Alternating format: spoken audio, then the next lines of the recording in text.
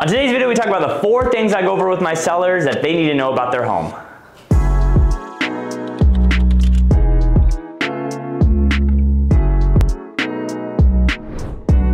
What's going on? I'm your top real estate agent. If this is your first time to my channel, every single day I drop a news video about real estate. So if you're into real estate, make sure you hit that subscribe button. On today's video, we're gonna talk about the 4 things I go over with my sellers. It's crazy to think that we meet with the dentist twice a year, a doctor at least once a year, your tax official at least once a year. But when you talk about the biggest asset most people own, their home, we never really meet with realtors on a regular basis to see what's going on with their equity, with rents, how can we make them more money? And so today's video, we're gonna go over the 4 things I go over with my sellers at least 3 times a year to help them out make the right decision when it comes to their real estate. Here are the 4 things I go over with my sellers at least 3 times a year to figure out what is best for them when it comes to making their decision with real estate. So obviously the number one thing everyone should know exactly what it is how much their property is worth. Obviously it always is gonna be changing by week, and we really don't know what a house is worth until we put it on the market, but having a general idea how much their house is valued. Then the second thing is how much equity is in their home. You know, equity is nothing until you pull it out with a refi or you sell your home. So I always love when people brag about,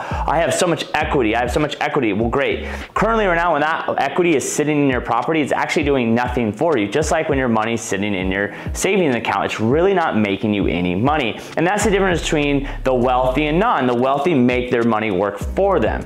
So something that I would tell my clients is like how much equity you have, because you can always do a few things with that. Second thing we should always work about is what is mortgage rates. Right now, we've seen a bump in the last probably month or so about rates jumping up to about 4%. And we've already talked about the Fed's gonna announce more rates hikes in the next few years to slow down inflation. So if your current mortgage is higher than 4% right now, you need to refi right now just to get your rate lower. You're spending more money than you need to. It doesn't take that long to do it. It's a smooth thing and it's gonna save you money. It's so funny, I have talked to clients about it, they're like, what's not worth? And I always say, okay, give me $100 every single month. And they're like, no, why would I do that? Well, that's what you're doing when your rate is higher than what the rates are now. If you could just refi, save that money every single month. And the third thing is just knowing what your home would rent for. And you're probably like, why would it matter what my house will rent for? Well, when it comes to making a decision on maybe you could rent your house out, make $400 or $500 a month, maybe even more than that, and then go buy something else. You know, real estate is where you become wealthy. So if you can maybe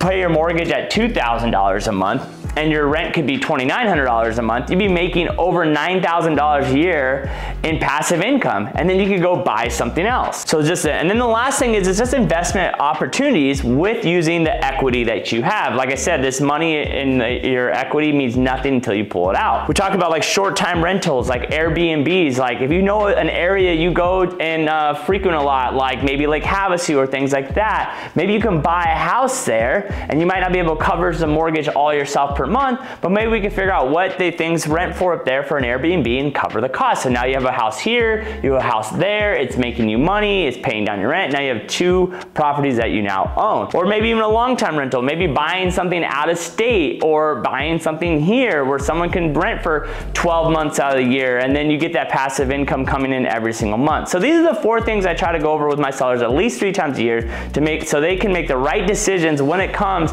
to what's the next move they do in real estate. Because even if you're not gonna decide to do anything, it's good to know all 4 of these things, because when you do, you're ahead of the game. Like I said, we go to the doctors, the dentist, the CPA every single year, but not a lot of people actually worry about their biggest asset they have, which is real estate. They don't really talk to a real estate professional every single year. So make sure you know these 4 things about your property, so then you are not left in the dark when it comes to your real estate investments.